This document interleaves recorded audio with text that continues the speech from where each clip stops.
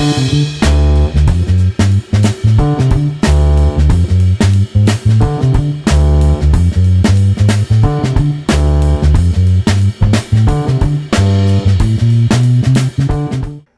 வணக்கம்.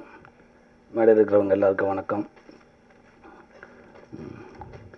சிங்கம் 1, சிங்கம் 2 இந்த படம் 2 படம் பார்த்துட்டு சும்மா படன்னு பட்டை கிளப்பியிருந்தாங்க. சூர்யா ஆக்டிங்கை பார்த்துட்டு ஆச்சரியப்பட்டேன். இப்படி பண்ணியிருக்காங்களே என்ன, அவ்வளோ ஃபாஸ்ட்டாக இருந்துச்சு படம். ஆடியன்ஸை வந்து ஒரு செகண்ட் அவங்க சொன்ன மாதிரி திரும்பி பார்க்குற அளவுக்கு அந்த படம் இருந்துச்சு. இப்போ அதே சிங்கம் 3வது படத்தில் அந்த சிங்கம் கூட நானும் உட்காந்து நானும் கூட நடிச்சிருக்கேன். உண்மைக்கு இதை நினச்சி பார்க்கவே இல்லை. ரொம்ப சந்தோஷமாக இருக்குது. இது வந்து ஒரு நடிகனுக்கு கிடைச்ச வாய்ப்பு இல்லை, ஒரு ரசிகனுக்கு கிடைச்ச வாய்ப்பாக அதை நான் நினைக்கிறேன். அதே உண்மை. சூர்யானை வந்து பரீட்சை எழுதி ஃபஸ்ட் மார்க் வாங்கி பாஸ் மார்க் வாங்கி நான் ஃபஸ்ட்டாக வரணும் அப்படின்னு நினைக்கிற ஒரு ஸ்டூடெண்ட்டு மாதிரி.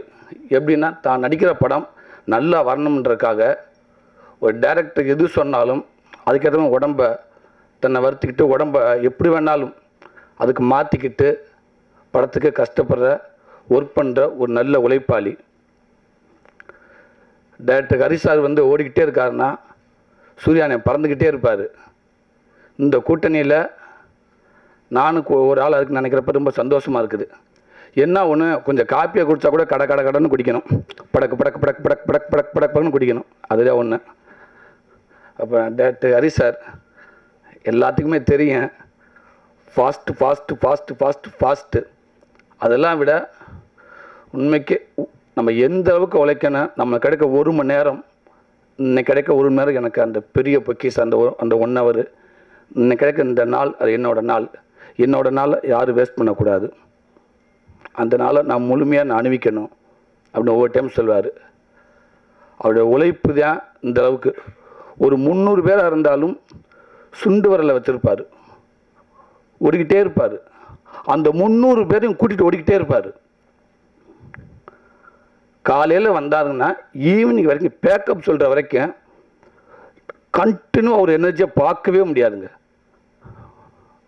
அப்படி ஓடிக்கிட்டே இருப்பார். எல்லாத்தையுமே அப்படி கையில் வச்சுருப்பார். அப்படி திரும்பினா எல்லாம் சார் சொல்லுங்கள் சார் அப்படின்வாங்க. அப்படி ஒரு பரபரப்பான ஒரு திறமையான ஒரு உழைப்பாளி ஹரி சார். என்னென்னா பெரிய டைரக்டர் அப்படின்னு சொல்கிறது ஃபஸ்ட்டு எடிட்டர்னு சொல்லலாம். உண்மைக்கே சாரை வந்து ஒரு சீன் பண்ணார் அப்படின்னா ஏதோ வந்தோம் டைலாக் பேசணும், ஓகே ரைட்டு, எக்ஸ்ட்ரா ஒன்று பேசிட்டாங்க, எக்ஸ்ட்ரா பர்ஃபார்மன்ஸ் பண்ணி விழுந்துட்டோம் எல்லாம் அப்படின்லாம் இல்லை. பண்ண சொல்லிவிட்டு ஒரு ரிஹர்சல் பார்ப்பார். ஃபுல்லாக பண்ணிவிட்டு அப்படியே மானிட்டர் போடுவார். டேரக்டரை பார்ப்பார். தப்பாக வச்சுக்கிறாங்க சார். டேரக்டரை பார்ப்பார். ரெடி அப்படின்னாரு. ரோபோ சங்க வந்து ஒரு டைலாக் பேசியிருப்பாப்புல. சாம்சங் ஒரு டைலாக் பேசியிருப்பார். இன்னொரு ஆட்டோகிராஃப் வந்து பேசியிருப்பேன். அப்போ நான் வந்து பேசியிருப்பேன். ரெடி. எவ்வளோ வருது? 1:10 செகண்ட். ஐயோ அப்பா தாங்காது, ஆத்தடி அர்த்தம் அப்பா முடியாது. ரோபோ நீங்கள் என்ன பண்ணீங்க சார்? இங்கேருந்து குதிச்சு ஓடியாந்தீங்க சார். இப்போ குதிக்கலாம் வேண்டாம், இங்கேருந்தே வாங்க. ஆட்டோ எங்கேருந்து வந்துச்சு சார்? ஆட்டோ இந்த லெஃப்ட் கட் பண்ணி உள்ள ஒன்றும் வேண்டாம். வீரமணே ஆட்டோ இங்கேருந்து வரா. ரைட்டு. நீ சூரிய என்ன பேசுனீங்க? அதுதான் sir. Ready, okay, ready, action. அடிட்டு போடுறா.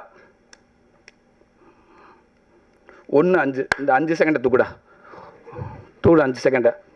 ரொம்ப இப்போ என்ன பண்ணீங்க சார்? இங்கேருந்து வந்தீங்க சார். நீங்கள் ஆஃபீஸ் இங்கேயே நிற்கிறீங்க, ஆக்ஷன்லேயே பேசிடுறீங்க. சூரியங்க ஓகே சூரியங்க.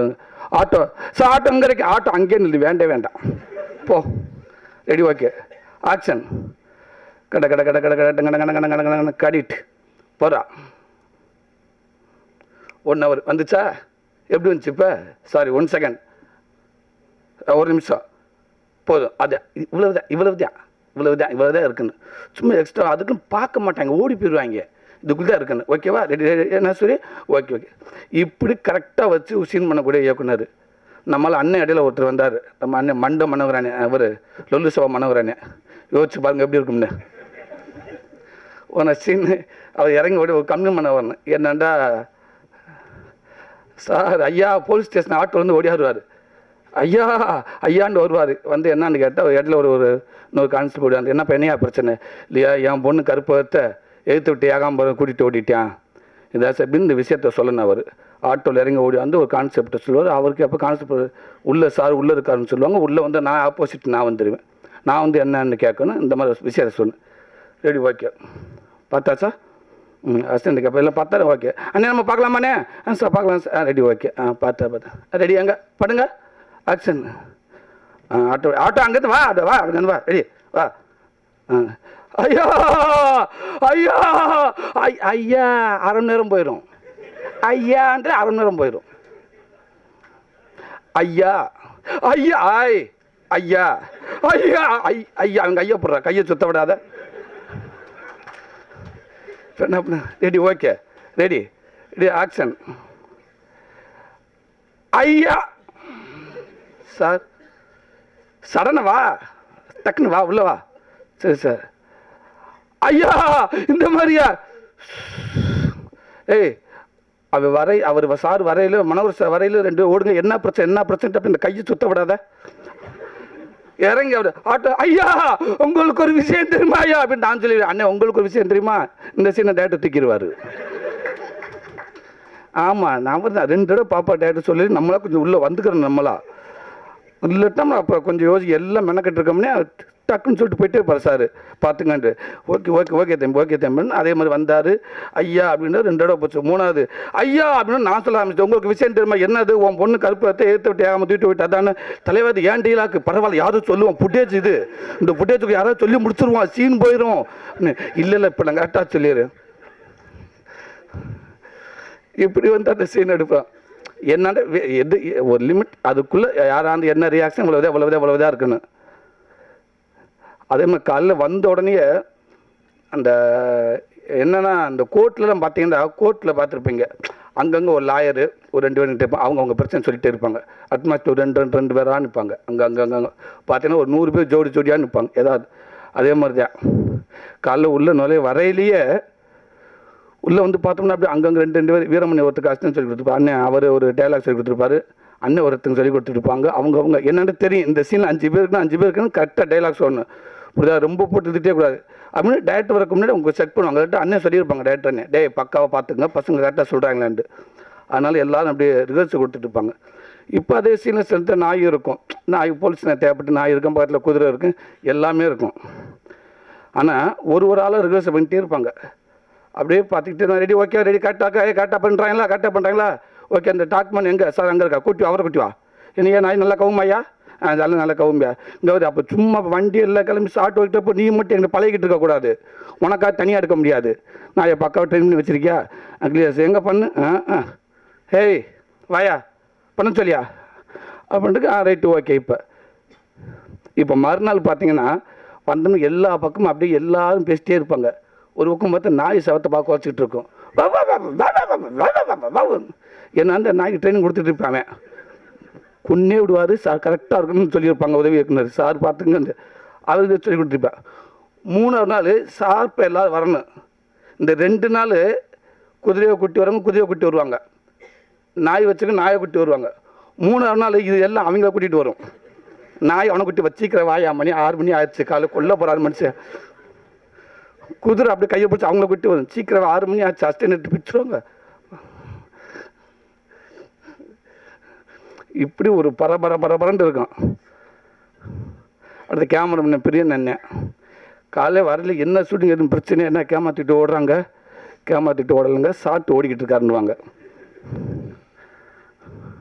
அப்படி பரபரன்னு இருக்கும்.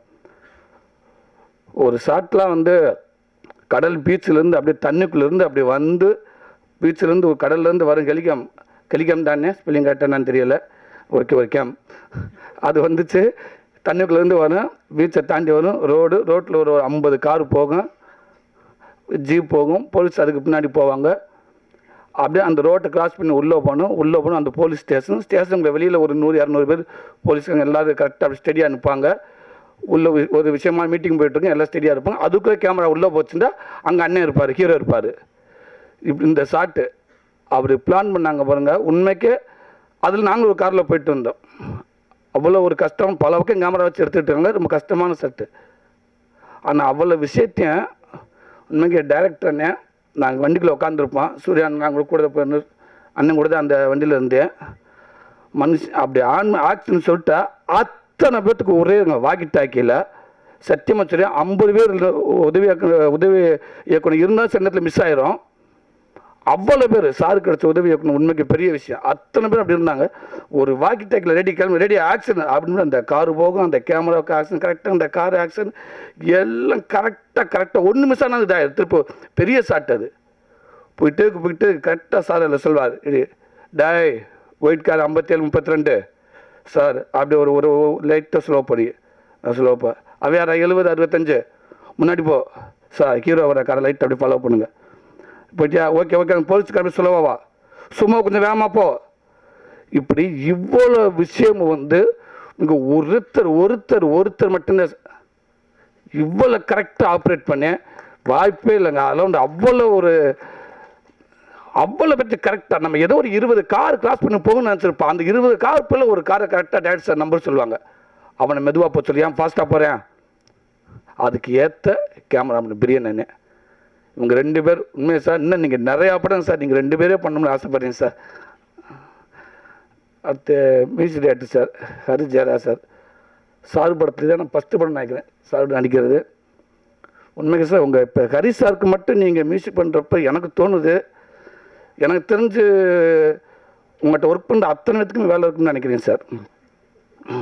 இல்லை என்னென்னா சில பேர்த்தில் சில படத்துக்கு ஒரு இன்ஸ்ட்ருமெண்ட் தேவை இருக்காது, இந்த இன்ஸ்ட்ருமெண்ட் யூஸ் பண்ணுவேன், இந்த இன்ஸ்ட்ருமெண்ட் இந்த படத்துக்கு தேவை இருக்காது, இந்த இன்ஸ்ட்ருமெண்ட் தேவை இருக்காது. எனக்கு தெரிஞ்சு சாருடைய ஸ்டூடியோவில் பார்த்தீங்கன்னா அத்தனை மியூசிக் ரெடின்ற எல்லாரும் அலாட்டார் ரெடி ஓகே அப்படின்னு எல்லாம் சார் சார் பல்ப் போட டமால் சார் இது ஓகே தானே சார் கரெக்ட் இழுத்து விடு அது போடு இது போடு எல்லாம் இல்லை எனக்கு தெரிஞ்சு எல்லாருமே செம ஃபாஸ்ட்டாக ஒர்க் பண்ணுவாங்கன்னு நினைக்கிறேன். ஏன்னா மியூசிக் பண்ண சாதாரண விஷயம் ஹரிசாரி படத்துக்கு சும்மா அவ்வளோ ஃபாஸ்ட்டாக இருக்கேன், சூப்பராக இருந்துச்சுங்கண்ணே. அடுத்து எங்கள் அண்ணன் விவேக் அண்ணன் பாட்டிலையும் ஆடிட்டேன். ஃபஸ்ட்டு பாட்டில் 2 மூமெண்ட்டை போட்டு மறைஞ்சிட்டு இப்படியா மாஸ்டர் அவங்க பேர் என்னண்ணே பிருந்தா மாஸ்டர் ஆண்டவனே இந்த சூரிக்கு 2 மூமெண்ட் கொடுக்குற நான் படுற பாடு இருக்கேன்ட்டு பின்னாடி போய் தலையை சொல்லிட்டு இருப்பாங்க. இந்த டேரக்டர் சார் சொல்லுவார், இல்லை சூரிக்கு ஒரு மூமெண்ட் தான் நல்லாயிருக்கு அப்படின்ட்டு. அதில் பங்குக்கு ஒரு பெரிய படத்தில் இந்த பாட்டில் கொஞ்சம் வந்துட்டேன், ரொம்ப சந்தோஷமாக இருக்குது. அடுத்து கனகணி மாஸ்டர் அவங்க துணியை துவைக்கிற மாதிரி 4 அடி அடித்து துவைச்சி பிச்சு எரிஞ்சு டோட்டல் மேலே இருக்க அத்தனை பேர் எனக்கு பெரிய படத்தில் இப்படி வாய்ப்பு கொடுத்தல எங்கள் டைரக்டர் சார் சூர்யாண்ணே, எல்லாத்துக்கும் மேலே கொஞ்சம் வயசாகவே இருக்கிற எங்கள் ப்ரொடியூசர் ஞானவேல் சார் ரொம்ப நன்றி சொல்லிக்கிறேன் சார். டைரக்டர் தெரியும், ஹீரோவை தெரியும். உண்மைக்கே இன்றைக்கி ஞானவேல் ராஜா சார்ண்டா எங்கள் கிராமன்ற சாரம் எங்கள் கிராமத்தில் கண்டுபிடிக்கணும் சார், கண்டுபிடிப்பாங்க இந்த ஊர் எங்கடா இந்த ராஜா அப்படின்னு. எங்கள் ஊருக்கு இங்கே வரைக்கும் தெரியும் சார் இந்த ப்ரொடியூசர்கள் யார் இன்றைக்கி மெயினாக இருக்காங்க அப்படின்னு. அந்தளவுக்கு ஒரு பெரிய நிறுவனமாக எனக்கு வளர்ந்துருக்கீங்க சார். நான் மேலும் ஒரு பெரிய நிறுவனமாக வளரணும் சார். நான் பல படங்கள் இயக்கிக்கிட்டு கொடுத்துக்கிட்டே இருக்கணும் சார். எல்லா படத்தையும் நான் இருக்கணும் சார். ரொம்ப சந்தோஷம். அந்த படம் மிகப்பெரிய வெற்றி அடைய என்னோடய வாழ்த்துக்கள் சார். நான் ஒரு ரசிகனாக வாழ்த்துறேன் சார். ரொம்ப நன்றி சார். இந்த பொன்மாலை பொழுதில் இங்கே இந்த அரங்கத்தில் பூத்திருக்கிற பத்திரிகையாளர் தோழர்கள் அனைவருக்கும் என்னுடைய வணக்கங்களை தெரிவித்துக் கொள்கிறேன். இது ஒரு இனிமையான தருணம். ஏன்னா இந்தியாவிலேயே இது மாதிரியான ஒரு தொடர்ச்சியான வெற்றி பெற்ற காவியம் இருக்கிறதா என்று எனக்கு தெரியவில்லை. சிங்கம் 1, சிங்கம் 2, சிங்கம் 3 என்று இந்தியா முழுக்கும் ஒரு மிகப்பெரிய அலையை ஏற்படுத்துகிற ஒரு தொடர்ச்சியான ஒரு படமாக இது இருக்கிறது. ஹரி சார்னா அவர் வேகம் அப்படின்னு நாங்கள் நிறைய சொல்லுவோம், எல்லாருமே அதை சொல்லியிருக்காங்க. ஹரி சாருக்கும் எனக்கும் ஒரு தனிப்பட்ட பந்தம் இருக்கிறது. என்னன்னா அவருடைய முதல் பாடலை எழுதியவன் நான். தமிழ் படத்தில் அவருக்கு ஓப்பனிங் பாடல் எழுதியவன் நான். இன்றைக்கு அவர் தமிழ் திரையுலகில் ஒரு மிகப்பெரிய கமர்ஷியல் டைரக்டராக, தயாரிப்பாளர்களால் தேடப்படுகிற மிகப்பெரிய இயக்குனராக வளர்ந்திருக்கிறாருங்கிறப்போ தனிப்பட்ட முறையில் எனக்கு ஒரு பெரிய மகிழ்ச்சி உண்டு. அதே போல் அவருடைய இந்த சிங்கம் சீரியல் பார்த்தீங்கன்னா சிங்கம் 1, சிங்கம் 2, சிங்கம் 3 என்று 3 பகுதியிலேயும் பாடல் எழுதிய பாடலாசிரியன், பங்களிப்பு செய்த பாடலாசிரியன் என்கிற ஒரு பெருமையும் எனக்கு உண்டு. அதனால் நிஜமாகவே ஒரு பெரிய மகிழ்ச்சி. சூர்யா சாரை பற்றி சொல்ல வேண்டும் என்றால் நிறையா சொல்லிகிட்டே போகலாம். அவருக்குள்ளார ஒரு சமூக அக்கறை உள்ள ஒரு கோபக்கார இளைஞன் எப்போதும் இருந்து கொண்டே இருப்பதை நான் பார்த்துருக்கிறேன். எப்படின்னா குறிப்பாக ஹரி சார் வந்து அவருடைய படங்களுக்கெல்லாம் பாடல் எழுதுறதுக்காக என்னை கூப்பிடுவார், லொக்கேஷனுக்கே கூப்பிடுவார். ஒரு வாரம் அப்படி போயிடுவேன். அச்சங்கோயில் இது அதுன்னு அது மாதிரியான லொக்கேஷன் பாடல்கள் வந்து படம் பிடிக்கிற இடத்துக்கே கூப்பிட்டு போயிடுவார். அப்படி போகிறப்போ சிங்கம் 2க்கு மணப்பாடுங்கிற ஒரு ஏரியா, திருச்செந்தூருக்கு பக்கத்தில் இருக்கிற மணப்பாடுங்கிற ஒரு கடற்கரை கிராமத்துக்கு போகிறேன். அப்போ வந்து அந்த படத்தினுடைய ஓப்பனிங் சாங் வந்து படப்பிடிப்பு செய்யப்பட்டு கொண்டு இருக்கிறது. நடுவில் திடீர்னு சூர்யா சார் வந்து மைக்கை வாங்கி சொல்கிறார், இந்த மணப்பாடு மக்கள் நம்மை நம்பி இங்கே படப்பிடிப்புக்கு விட்டிருக்கிறார்கள். இங்கே பார்த்தீங்கன்னா நிறைய குப்பைகளை நீங்கள் போட்டிருக்கீங்க.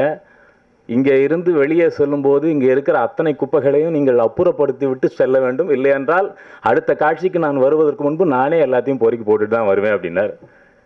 உடனே அங்கே இருந்த அத்தனை பேரும் அதை வந்து நுழைஞ்சு அந்த சுத்தப்படுத்தி அந்த அந்த இடத்தை தூய்மையாக வைத்திருக்க வேண்டும் என்கிற எண்ணத்துக்கு வந்தார்கள். இது நிஜமாகவே ஒரு நடிகர் சொல்ல வேண்டிய அவசியம் இல்லை. எங்கே இருந்தாலும் நம்மை நம்பி ஒரு இடத்தை ஒப்படைக்கிற போது அங்கே தூய்மையாக வைத்து கொள்ள வேண்டும், அவர்களுக்கு நல்ல பெயரை வாங்கி தர வேண்டும் என்கிற அந்த எண்ணம், அதுதான் அவரிடத்தில் எனக்கு பிடித்தமான ஒன்று. அதே போல் ஒரு பாடலாசிரியர் என்னை பார்த்து சொன்னார், உங்களுக்கு குடிக்கிற பழக்கம் இருக்கா இல்லையா எனக்கு தெரியல, அப்படி இருந்தால் கண்டிப்பாக விட்டுருங்க அப்படின்னாரு. அது வந்து சொல்ல வேண்டிய அவசியம் இல்லை.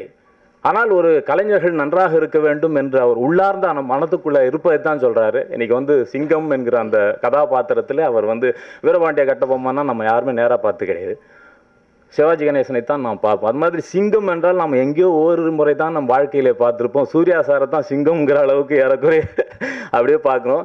ஹரி சாரினுடைய அந்த பல பாதிப்புகள் நம்ம வந்து சூர்யா சார் அவரிடத்துல இந்த சிங்கம் அந்த வரிசையிலே நாம் பார்க்க முடிகிறது. அப்படி ஒரு அற்புதமான ஒரு காம்பினேஷன். ஹாரிஸ் ஜெயராஜ் அவர்களை பற்றி சொல்லவே தேவையில்லை. அவர் வந்து தொடர்ச்சியாக வெற்றி பாடல்களை மட்டுமே கொடுத்து கொண்டிருக்கிற ஒரு அபாரமான இசையமைப்பாளர். அவரோட நான் நிறைய படங்கள் பணியாற்றியிருக்கிறேன். துப்பாக்கியிலிருந்து, கோலிருந்து, என்றென்றும் புன்னகையிலிருந்து, நண்பன்லேருந்து நிறைய பாடல்கள் அவருக்கு கொடுத்துருக்கேன். இந்த படத்தினுடைய பாடல் ரொம்ப பிரமாதம் வந்திருக்கு.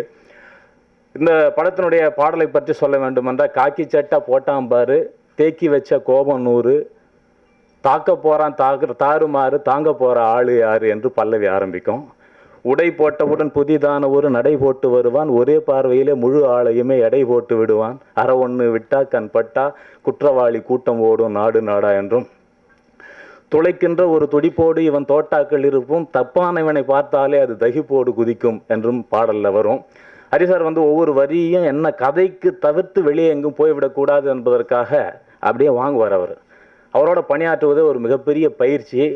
அதில் வந்து தொடர்ச்சியாக அவருக்கு பணியாற்றி கொண்டிருப்பது ஒரு இனிமையான அனுபவம். இப்படிப்பட்ட ஒரு மிகப்பெரிய வெற்றி படத்திலே நான் தொடர்ச்சியாக அது இந்த தொடர்ச்சியான வெற்றிகளை வந்து கொடுத்து கொண்டிருக்கிற இந்த வெற்றி தொடர்ச்சியிலே நானும் பங்களித்திருப்பது ஒரு மிகப்பெரிய மகிழ்ச்சி. இது ஒரு மாபெரும் வெற்றி படமாக அமைய என்னுடைய மனப்பூர்வமான வாழ்த்துக்கள். நன்றி.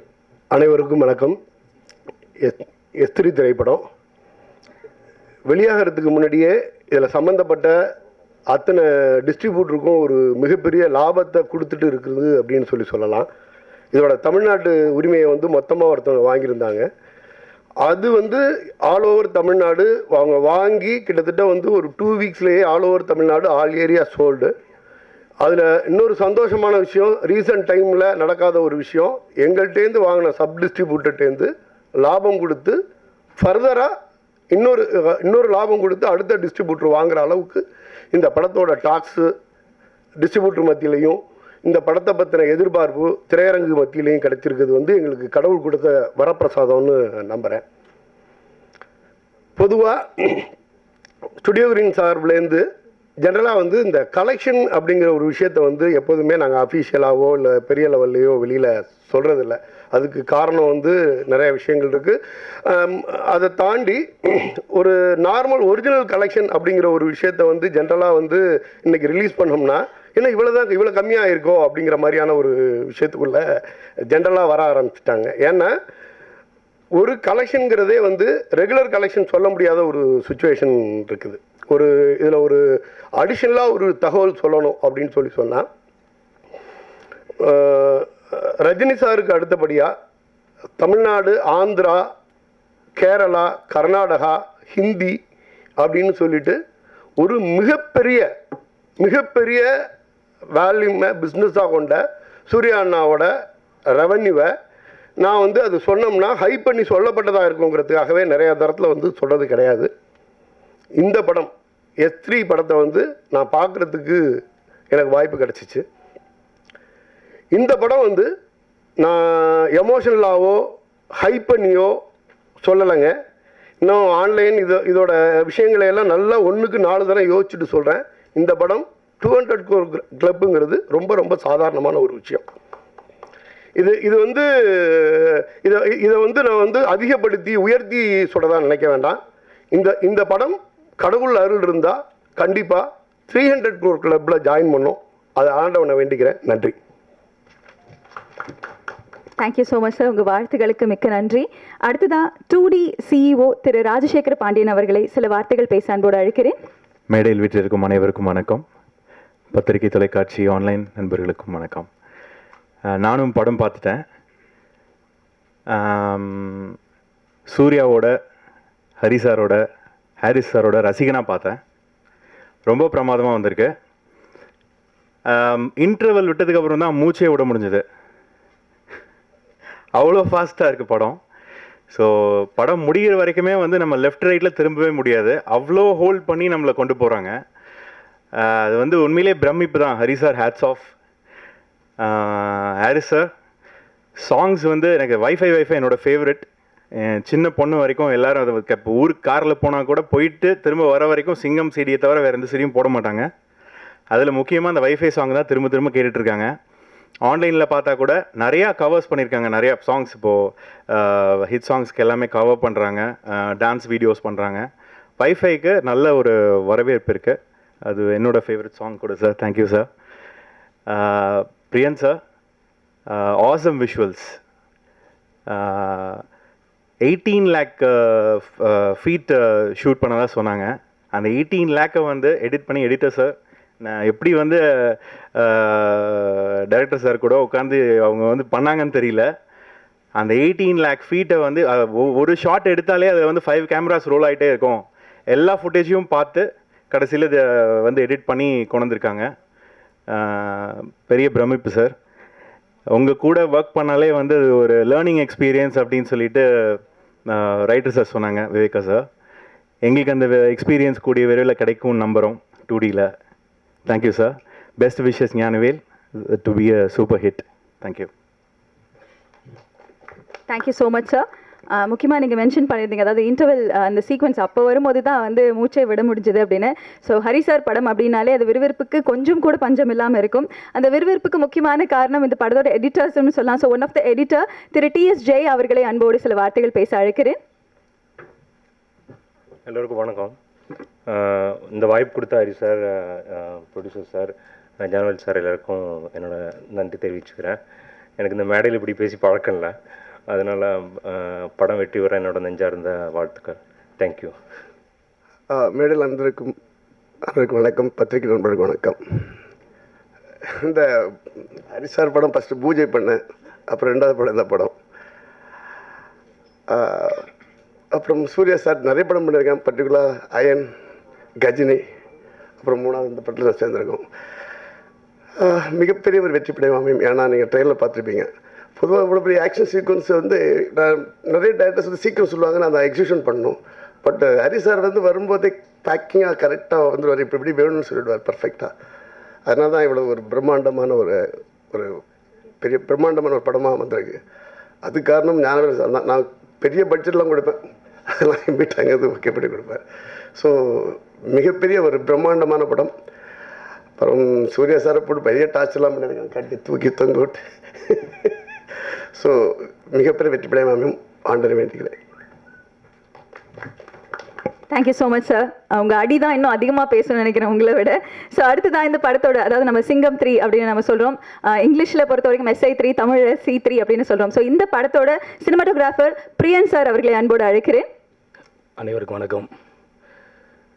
முதல்ல இந்த படத்தில் வேலை செய்கிறதுக்கு பர்மிட் பண்ண டைரக்டர், ப்ரொடியூசர் சூர்யா சார் எல்லாருக்கும் அனைவருக்கும் ஃபஸ்ட் டைம் நான் என்னோட முதற்கு நன்றியை தெரிவிச்சுக்கிறேன். மிகப்பெரிய படம், மிக கடுமையான சூழலில், அதாவது படம் ஆரம்பிக்கும் போது முதல்ல சாங்கு, ருமேனியா சாங்கு, கடுமையான பனி, அடுத்து ஓப்பனிங் சாங்கு, கடுமையான மழை, அப்புறம் வந்து அதிகமான ட்ராவல், உழைப்பு உழைப்பு உழைப்பு. படத்தோட ஒவ்வொரு அசைவும் டைரக்டரோட எல்லாமே அவரோட நினைவில் தீர்மானிக்கப்பட்டது. அவரை மீறி ஒரு விஷயம் கூட இங்கே நடக்கலை. ஸோ ஃபஸ்ட் வந்து டைரக்டர் நான் தேங்க்ஸ் சொல்கிறேன். ஸோ இந்த படத்துக்கு வந்து செலவு இப்படி இருக்கும் அப்படி இருக்கும் அப்படின்னு சொல்லி எந்த வகையிலும் காம்ப்ரமைஸ் இல்லாமல் ஆஸ் அ ப்ரொடியூசராக எங்களுக்கு எந்த வகையிலும் குறை இல்லாமல் எல்லா வகையிலும் என்ன கேமரா கேட்டாலும் அவர் சார் சொன்னாங்க. ஸோ மோர் தென் வந்து 18 lakh ஃபுட்டேஜ்னு சொல்கிறாங்க.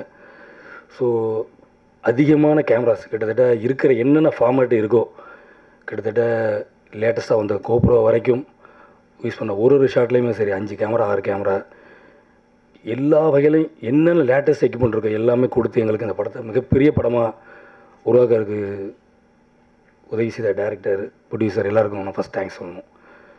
இதை மீறி இந்த படம் வந்து மிகப்பெரிய விஷுவலாக இப்படி ஒரு கிராண்ட் அந்த படம் ரிலீஸ் ஆச்சுன்னா ஃபஸ்ட் எனக்கு நல்ல பேர் வரும். ஏன்னா அப்படி ஒரு விஷுவல்ஸ் இருக்குது. இதற்கு உறுதுணையாக இருந்த என்னோடய அசிஸ்டன்ஸ் அவங்க இல்லாமல் இந்த படம் வந்து இவ்வளோ பெரிய, ஏன்னா என்னால் ஒரு கேமரா ஆப்ரேட் பண்ண முடியும்.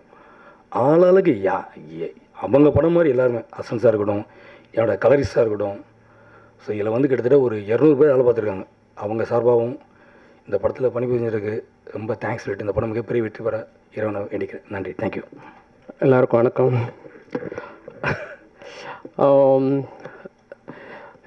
சிங்கம் 3 ஹரி அவர்களோட நான் ஒர்க் பண்ணுற கடைசியாக நான் ஒரு 12 வருஷம் கழிச்சு ஒர்க் பண்ணுறேன்னா அந்த அருளுக்கு அப்புறம் முதல்ல போலீஸ் ஜானர் சாமி காக்கா ஒரே வருஷத்தில் 2003 வந்தது. அதுக்கப்புறம் எனக்கு நிறைய போலீஸ் படம்னாலே எல்லா டைரக்டர்ஸும் வந்து அவங்களோட கதையை சொல்லுவாங்க. அந்த மாதிரி அதுக்கு ஒரு காரணம் வந்து அவருடைய சாமி, எஸ்பெஷலி ஃபஸ்ட்டு கமர்ஷியல் படம் எனக்கு. ஸோ அண்டு இந்த படம் சிங்கம் 3 ஏற்கனவே 2 சீக்வலும் பெரிய வெற்றி பெற்ற படங்கள். ஸோ இந்த படத்தில் வந்து அவர் எங்கிட்ட வரும்போது வாட் ஐ ஃபெல்ட் எனக்கு இன்னும் பொறுப்பு ரொம்ப அதிகமாக இருந்தது. இந்த குறிப்பாக விசேஷமான ஒரு விஷயம் என்னென்ன சொல்லணும்னா, இதில் இது வரைக்கும் நான் பாடல்கள் மியூசிக் பண்ணியிருந்தேன். இந்த படத்தில் விவேகா, பா விஜய், தாமரை அருமையான பாடல் எழுதியிருக்காங்க. ஆனால் முதல்ல ஹரி இந்த படத்தில் என்னை ஒரு பாடலாசிரியர் ஆகிட்டார். அது யாருக்கும் தெரியாத விஷயம். ஏன்னா ஒரு சிச்சுவேஷனில் 2 நாளில் ஒரு பாட்டு வேணும்னாரு.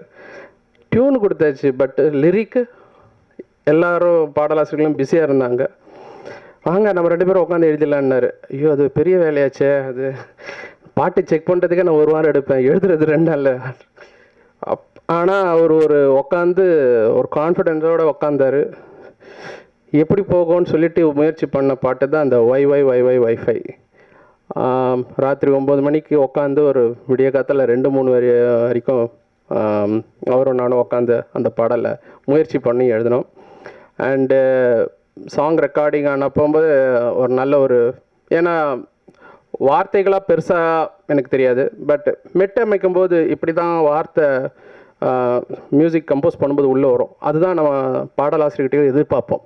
அவங்க கருத்து ரொம்ப நல்லாயிருக்கும், ஆனால் சவுண்டு விஷயத்தை ஒரு இசையமைப்பாளராக என்னுடைய பொறுப்பாக இருக்கும். ஸோ அந்த விஷயம் வந்து இந்த படத்தில் இதில் உட்காரும்போது அவர் டைரக்டராக அவருக்கு தெரிஞ்சது என்ன மாதிரி பாடணும்.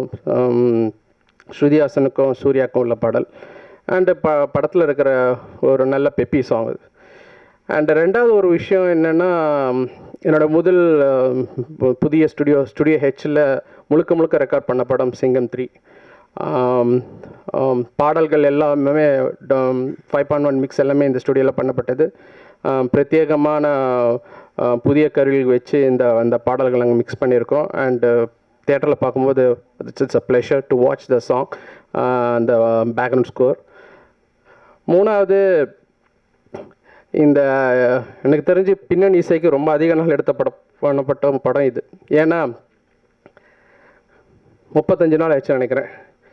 ஏன்னா 2.5 மணி நேரம் படம், 2.5 மணி நேரம் ஃபுல்லாகவே மியூசிக் இருக்கும் படத்தில். அண்டு எப்படின்னா, நான் படம் ஃபஸ்ட்டு பின்னணி இசைக்காக நான் படத்தை பார்க்கும்போதே பார்க்கும்போது சொன்னேன், எனக்கு ஒரு ஃபீல் பண்ணது என்னென்னா, நான் என் மியூசிக் டைரக்டர் ஒரு படத்தை பார்க்கும்போது எங்கெங்கெல்லாம் தொய்வு இருக்கோ அந்த இடத்துல ஒரு கூடுதல் கவனம் செலுத்தி மக்களை வந்து அந்த ஒரு தொய்வு இல்லாமல் கொண்டு போக வேண்டியது. அங்கே தொய்வு ஃபீல் பண்ணாங்கன்னா அது நான் தப்பு பண்ணிட்டேன்னு அர்த்தம். ஏன்னா 11th பேட்ஸ்மேன் மாதிரி ஆனால் இவர் படம் பார்க்கும்போது பின்னணி இசையே தேவையில்லை, ஏன்னா படமாகவே அவ்வளோ விறுவிறுப்பாக இருந்தது.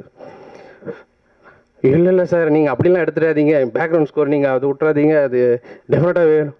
இது படம் ஃபுல்லாகவே அவ்வளோ கிரிப்பிங்காகவும் அவ்வளோ டைட்டாக இருந்தது. அண்ட் எடிட்டிங் பயங்கரமாக இருந்தது. அவர் இப்போ தான் சூரி சொல்லும்போது தான் எனக்கு தெரிஞ்சுது, ஓ இதுக்கு பின்னாடி இவ்வளோ வேலை இருக்கான்னு. அவர் சொன்ன ஒரு விஷயமாக அந்த காட்சியெல்லாம் நான் பாருங்கள், அந்த ஒரு நிமிஷம் 10 செகண்டு, அப்புறம் 1:05 ஆனது, அப்புறம் 1 நிமிஷம் ஆனது. எனக்கு தான் தெரியும் படத்தில் அந்த 1 நிமிஷம் கூட கிடையாது, எடுத்துட்டார் அவர். இதுதான் உண்மை. அவர் அரை மணி நேரமாக அதை பற்றி விவரிச்சிருந்தார். நான் இந்த மாதிரி நானும் தலையை நோண்டிட்டேன், இந்த மாதிரி சீனே படத்தில் இல்லையே, எங்கே அவர் வந்து எம்மான்றாரு, ஏற்ற வீட்டில் கடத்திட்டு போனாங்கன்றார். எல்லாம் அவர் உண்மையானுமே அந்த 1 நிமிஷத்தில் 1 செகண்ட் கூட கிடையாது. ஸோ ஐ திங்க் நம்மளாம் பாட்டு பண்ணிவிட்டு அப்புறம் உக்காந்துட்டு தான் எங்கே என்ன பண்ணலாம் ட்ரிம் பண்ணலாம்னு யோசிப்போம். அவர் ஷூட் பண்ணும்போதில் எழுதும்போதே அவர் ட்ரிம் பண்ணி தான் I think when he writes a script அவர் அந்த மாதிரி ஒரு டைரக்டர். அண்ட் ரொம்ப ஒத்துக்க வேண்டிய ஒரு விஷயம், நான் ஒரு சாங் பண்ணிவிட்டு ஒரு கிட்டத்தட்ட ஷூட்லாம் பண்ணிவிட்டு ஒரு 5 மாதம் 6 மாதம் கழிச்சா ஃபைனல் மிக்ஸில் உட்காருவேன். இந்த உங்களுக்கு சிடி மாஸ்டர் கொடுக்கும்போது எல்லா பாட்டையும் ஒன்றா கேட்டு அப்போ தான் நானே ஒரு ஜட்ஜ்மெண்ட்க்கு வருவேன். ஓய் இந்த இன்ஸ்ட்ருமெண்ட் ஏன் தேவையில்லாமல் பண்ணியிருக்கிறோம், இது எடுத்துலாமே, இந்த விஷயம் வந்து டிஸ்டர்ப் பண்ணுது, இது வார்த்தையை கெடுக்குது அப்படின்னு சொல்லிட்டு இருக்கிறோம். அவர்கிட்ட போனோன்னே அவர் வருவார், ஐயோ எனக்கு அது வேணும், நீங்கள் அதெல்லாம் எடுக்காதீங்க, வேணா சேர்க்குறது வேணால் சேர்த்துக்கோங்க, எதுவும் எடுக்காதீங்கன்னு வருவார். அப்புறம் அவ்வளோ ஞாபகம் வச்சுருப்பார் எல்லா இன்ஸ்ட்ருமெண்ட்ஸையும். அண்டு ஸோ இது ஒரு மிகப்பெரிய ஒரு புதிய ஒரு அனுபவத்தை எனக்கு கொடுத்தது.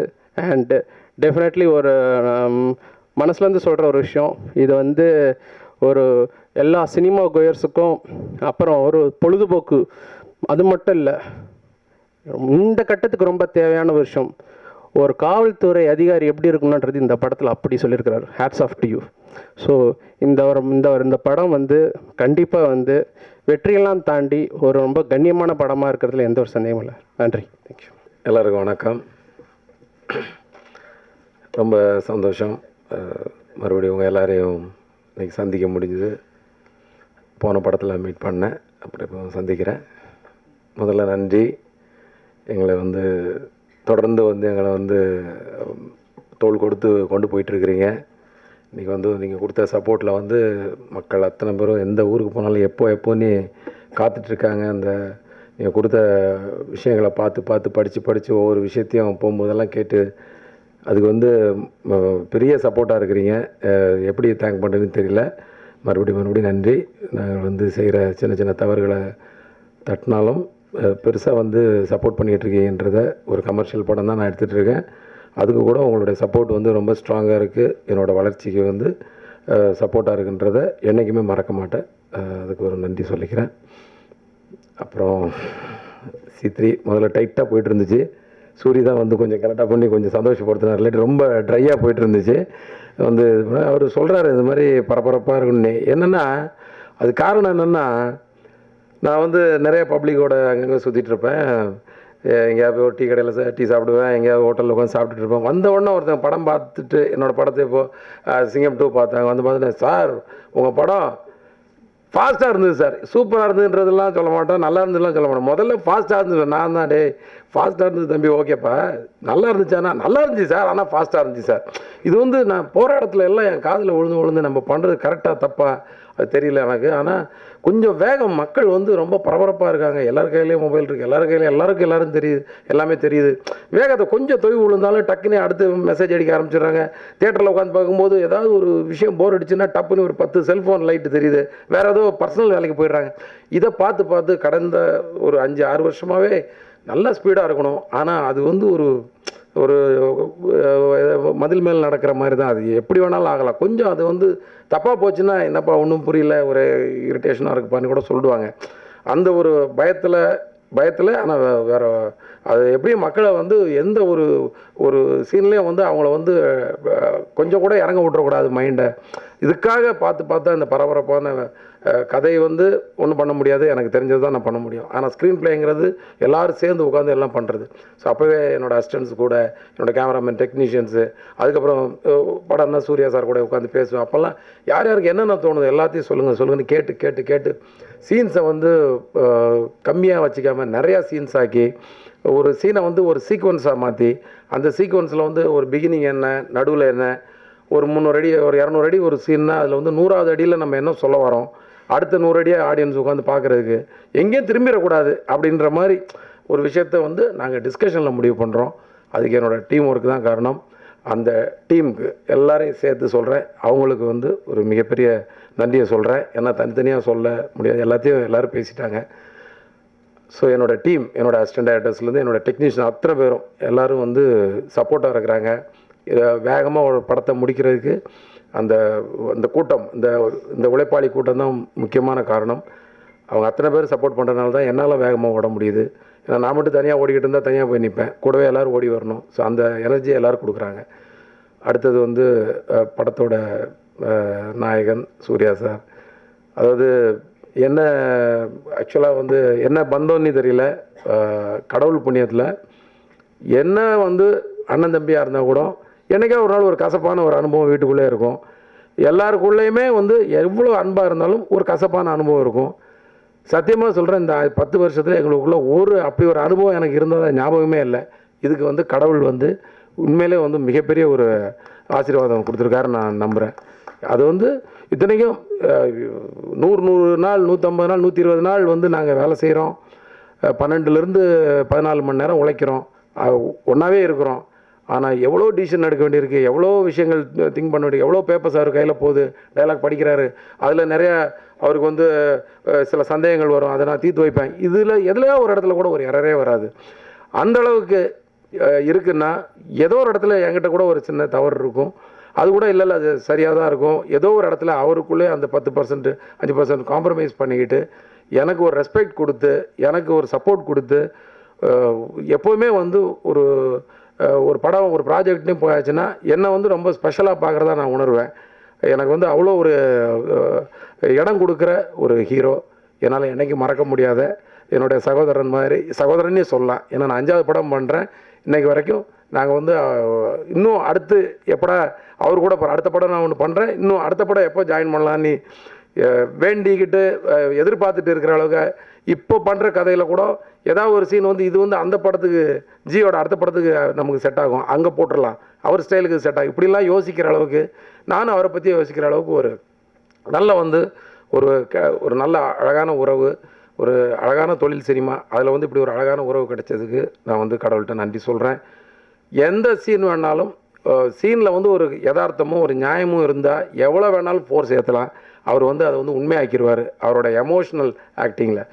ஏன்னா ஒரு ட்ராமாட்டிக் டைலாக்கை கூட அது வந்து எமோஷ்னலாக அது பேசும்போது அந்த கோபமும் அந்த அதில் வர்ற அந்த அது உண்மையாகவே மாற்றப்படுது. அதை வந்து ஜி வந்து அந்த அளவுக்கு பண்ணிவிடுவார்.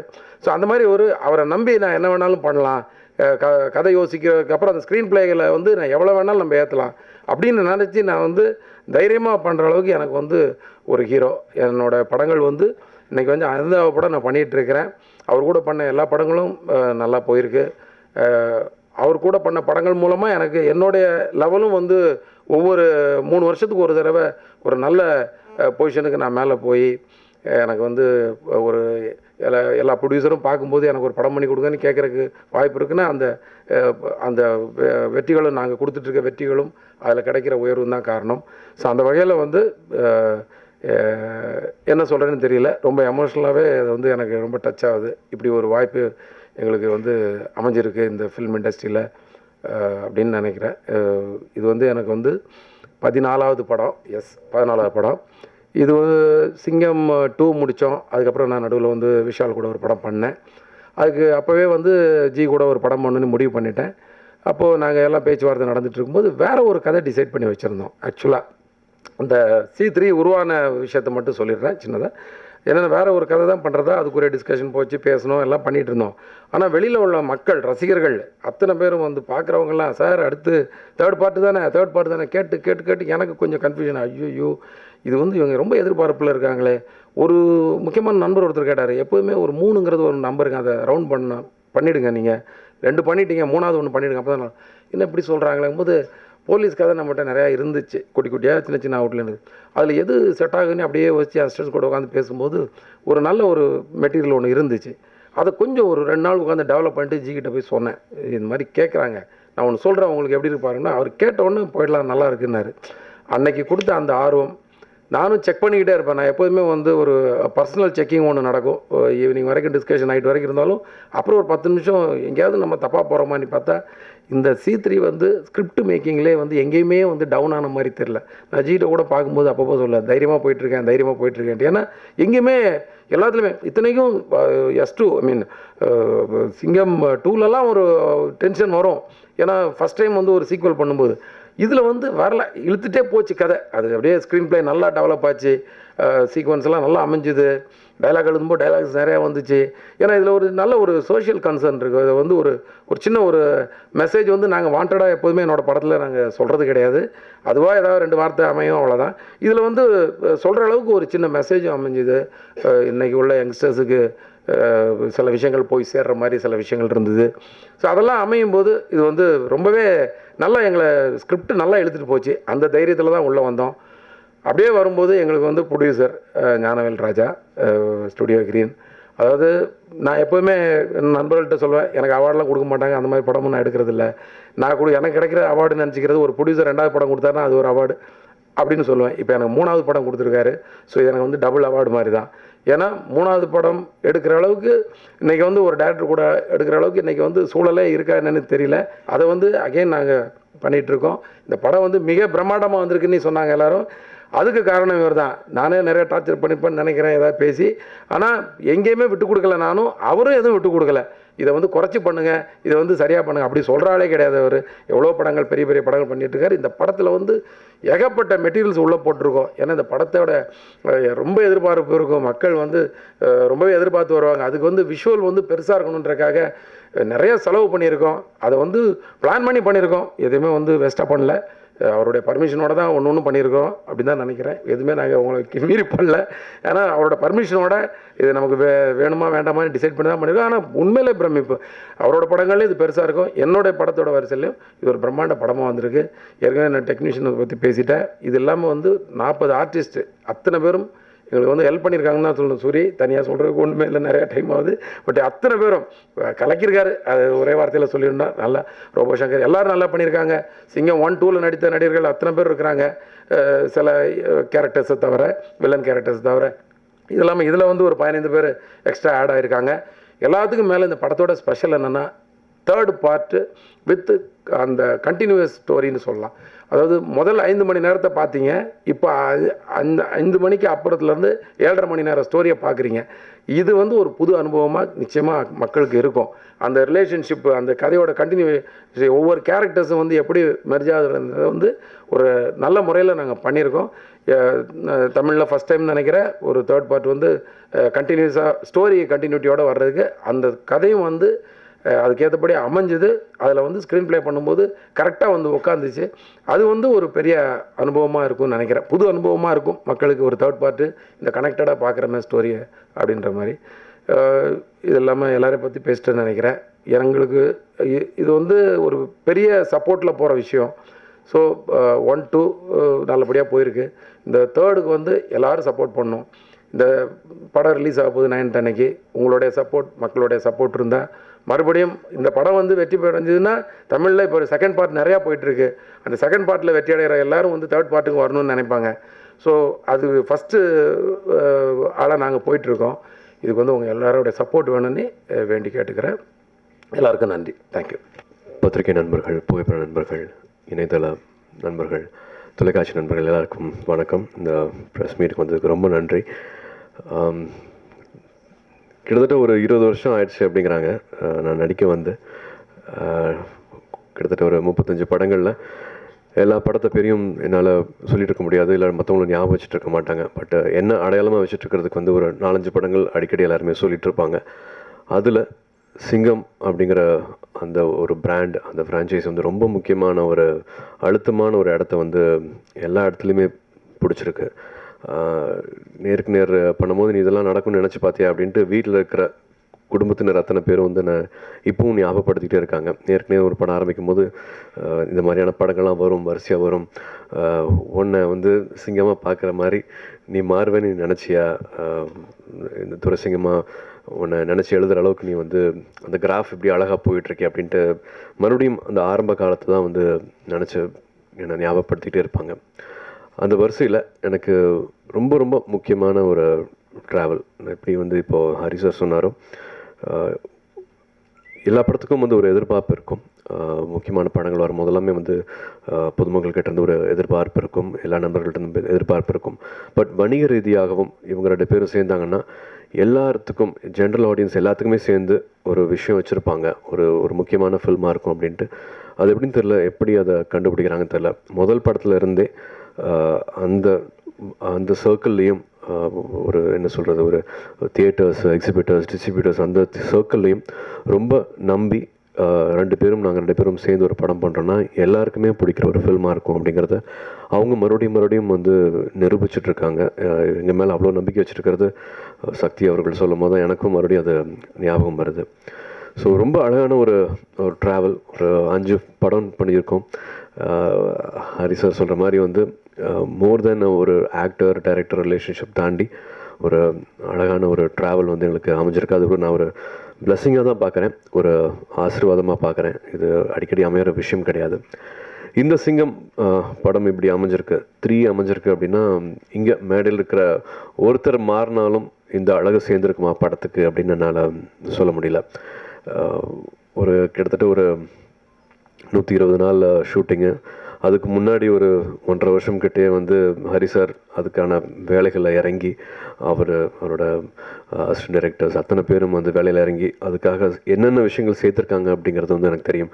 அது சாதாரணமாக எடுத்துக்கல, ஒரு 1 ஹிட் ஆகிடுச்சு, 2 நல்லா போயிடுச்சு, 3 அப்படியே ஒன்று பண்ணிடலாம் அப்படிங்கிறது இல்லை. அவர்கிட்ட எனக்கு நான் பயப்படுறதும் நான் இன்னும் பிரமித்து பார்க்குறதுமே வந்து அந்த சின்சியாரிட்டி தான்.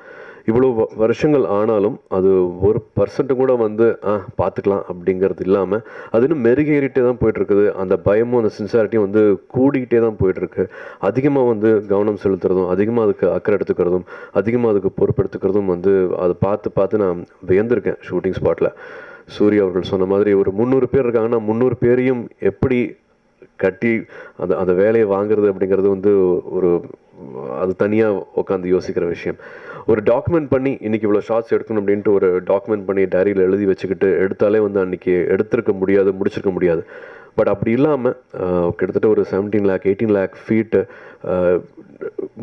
எப்படி மைண்டில் வச்சுக்கிறாங்க, எப்படி அதை ஒரு நாளுக்குள்ளே வந்து ஒரு யூஸ்வலாக ஒரு ஃபில்மில் வந்து ஒரு 25-30 ஷார்ட்ஸ் ஒரு நாள் கேன் பண்ணாலே வந்து அது பெரிய விஷயம்ட்டு பொதுவாக நினைப்பாங்க. 30 to 40 ஷார்ட்ஸ் நல்லா வந்தாலே போதும்ட்டு. சஞ்சய் லீலா பன்சாலிலாம் ஒரு நாளைக்கு ஒரு 2 ஷாட் தான் எடுப்பார் அப்படின்னு நான் கேள்விப்பட்டிருக்கேன். பட் நாங்கள் வந்து ஒரு 90 ஷாட், கிட்டத்தட்ட 90 ஷார்ட்ஸ் அது ஒரு நாளைக்கு எடுத்துருவோம். அவ்வளோ ஷார்ட்ஸ் வந்து சேர்க்க முடியுது, அதுவும் எந்த காம்ப்ரமைஸும் இல்லாமல். படம் பார்த்துட்டு வீட்டில் இருக்கிறவங்களாம் படம் பார்த்துட்டு வந்து எல்லாருமே நல்லா நடிச்சிருக்காங்க அப்படின்னு சொல்லுவாங்க. இந்த வேகம், இந்த பரபரப்பு இதெல்லாம் எங்களுக்கு தான் தெரியும். பட் ஒரு வீட்டுக்குள்ளே இருக்கிற ஒரு ஸ்மால் சர்க்கிள் படம் பார்த்துட்டு எல்லாருமே நல்லா நடிச்சிருக்காங்க அப்படின்னு சொல்லுவாங்க. எல்லாருக்குமே வந்து எப்படி அதை நடிக்க வைக்கிறாங்க, இந்த பரபரப்பில் எல்லாருக்குமே ஒரு கரெக்டான ஒரு மீட்டர் ஒன்று பிடிக்கிறாரு, எல்லா ஆக்டர்ஸுமே நல்லா பிஹேவ் பண்ணுறாங்க ஸ்க்ரீனில், எதுவுமே அதிகப்படியாக இல்லை அப்படின்ட்டு அந்த ஃபீட்பேக் வரும்போது எங்களுக்கு ரொம்ப சந்தோஷமாக இருக்கும். ஒரு ட்ரெய்லர் ஃபஸ்ட்டு கட் பண்ணிவிட்டு வந்து இது பாருங்கள் அப்படின்ட்டு ஒரு தனி ஸ்க்ரீனில் போட்டு காமிச்சாங்க.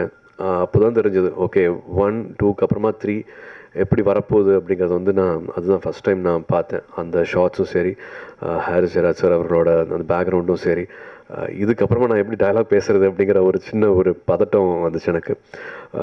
அந்த மீட்டர் எப்படி செட் பண்ணுறாரு அப்படிங்கிறது வந்து இப்பவும் நான் வியந்து தான் பார்த்துட்ருக்கேன். ஹாரிஸ் ஜெயராஜ் சார் வந்து எனக்கு ஒரு பெரிய அசட்டு மாதிரின்னு சொல்லலாம். என்னோடய கெரியரில் கிட்டத்தட்ட 8 படங்கள் தாண்டிட்டோம். அதில் வந்து அத்தனை படங்களுமே வந்து எனக்கு அவரோட கான்ட்ரிபியூஷன், அவர் மூலமாக எனக்கு கிடைச்ச அடையாளம் வந்து எனக்கு ரொம்ப மறக்க முடியாத ரொம்ப முக்கியமான ஒரு ஒரு ஒரு அசட் என்னோடய கெரியரில். ஸோ அவர் கூட சேர்ந்து இந்த தேர்ட் பார்ட்டில் வந்து அவரும் சேர்ந்து இந்த படத்தில் வந்திருக்கிறது வந்து இன்னும் கூடுதல் அழகு தான் அந்த படத்துக்கு. மற்றபடி எல்லாருமே கனல் கண்ணன் மாஸ்டர் ஆகட்டும், ஒரு ஃபைட் முடிச்சுட்டு ஷூட்டிங் வந்துட்டு நான் அந்த ஃபைட் எப்படி வந்திருக்கு பாருங்கள் அப்படின்ட்டு அப்படி வருவார் அவர். என்னங்க அப்படி என்ன எல்லாம் வெயிட் பண்ணிருப்பார், எல்லாருமே எப்படி ரியாக்ட் பண்ணுறாங்க, டேரக்டர் சார் என்ன சொன்னார், கேமரா என்ன சொன்னார், பார்த்தீங்களா அப்படின்னு சொன்னார், அடுத்த ஃபைட் பாருங்கள் எப்படி பண்ணுறோம் அப்படிங்கிற மாதிரி ஒரு காலர் தூக்கி விட்டுட்டு அடுத்தது இன்னும் பெட்டராக பண்ணலாம் அப்படின்ட்டு என்ஜாய்மெண்ட்டு தான் இருந்துச்சு. ஒரு 120 நாள் அப்படின்னா கூட அந்த என்ஜாய்மெண்ட் வந்து குறையவே இல்லை. ஒரு 200 லொக்கேஷன் போயிருப்போம், பட் அந்த டயர்ட்னஸ் எல்லாம் எங்கேயுமே கிடையாது. எப்படி கொடுக்கலாம் ஏன்னா இது வந்து வெறும் ஒரு லாங்குவேஜில் இருக்கிறவங்க மட்டும் பார்க்குற படம் கிடையாது. எதனாலேயோ ஒரு சாதாரண கமர்ஷியல் ஃபிலிம் இல்லாமல் மக்களோட அந்த என்ன சொல்கிறது சப்போர்ட்னால அந்த ஒரு பிளெஸிங்னால வந்து கிட்டத்தட்ட ஒரு 5 லாங்குவேஜஸில் வந்து இந்த ஃபிலிம் போயிருக்கு அப்படின்னா அதுவே வந்து இது ரெகுலரான ஃபிலிம் இல்லை அப்படிங்கிறதுக்கு வந்து ஒரு எடுத்துக்காட்டாக இருக்குது. ஸோ மேக்ஸிமம் எவ்வளோ புஷ் பண்ணி இதை அழகுபடுத்த முடியுமோ அதுக்கான எல்லா வேலைகளுமே பண்ணியிருக்கு. விவேகா அவர்களாகட்டும், தாமரை அவர்களாகட்டும், எல்லா சாங்ஸுமே வந்து எவ்ரிதிங் இஸ் அகெயின் லைக் ஒரு ஆல்பமாக ஹிட் ஆகிறதும் வந்து ரொம்ப ரேரான விஷயம். இது எல்லாமே இந்த படத்துக்கு கூடுதலாக நடந்திருக்கு. ஞானவேல் சொன்ன மாதிரி ஒரு ரொம்ப ஸ்மால் சர்க்கிள் வந்து இந்த படத்தை பார்த்துருக்காங்க. படத்தை பார்த்துட்டு இந்த படத்துக்கு ஏன் நீங்கள் தள்ளி போட்டுருக்கீங்க, எப்போ வேணாலும் ரிலீஸ் பண்ணலாமே இந்த படத்தை அப்படிங்கிற மாதிரி சொன்னாங்க. அத்தை இது நான் விளம்பரத்துக்காக சொல்கிறேன்னு நினச்சிக்க வேண்டாம். மனசார எனக்கு நேற்று நைட் கிடச்சிருந்த ஃபீட்பேக்கு, அதனால் இங்கே ஷேர் பண்ணணும்னு நினைக்கிறேன். கண்ணு 1 விட எனக்கு இது ரொம்ப பிடிச்சிருக்கேன்னு, சிங்கம் 1 விட எனக்கு 3 ரொம்ப பிடிச்சிருக்கு, எப்படி அவர் உட்காந்து டயலாக்லாம் எழுதுறாரு அந்த மாதிரி அப்படின்னு முதல் வாட்டி வந்து அம்மா சொன்னாங்க. எப்படி என்ன தோணுது அவருக்கு, எதனால் அப்படிலாம் டைலாக் எழுதுறாரு அவர், டைலாக் நல்லா வந்திருக்கு அப்படின்ட்டு அம்மா சொன்னாங்க. இதெல்லாம் எனக்கு ரொம்ப பர்சனலாக வெளியில் என்ன நடந்தாலும் வீட்டில் இருக்கிறவங்க சந்தோஷப்படுறாங்க, வீட்டில் இருக்கவங்க வந்து ரொம்ப பெருமையாக அந்த படத்தை பற்றி ஒரு நல்ல ஃபீட்பேக் கொடுத்துருக்காங்க அப்படிங்கிற சந்தோஷத்தில் வந்து நான் மறுபடியும் வந்து மேடையிலேருந்து நான் இறங்குறேன்.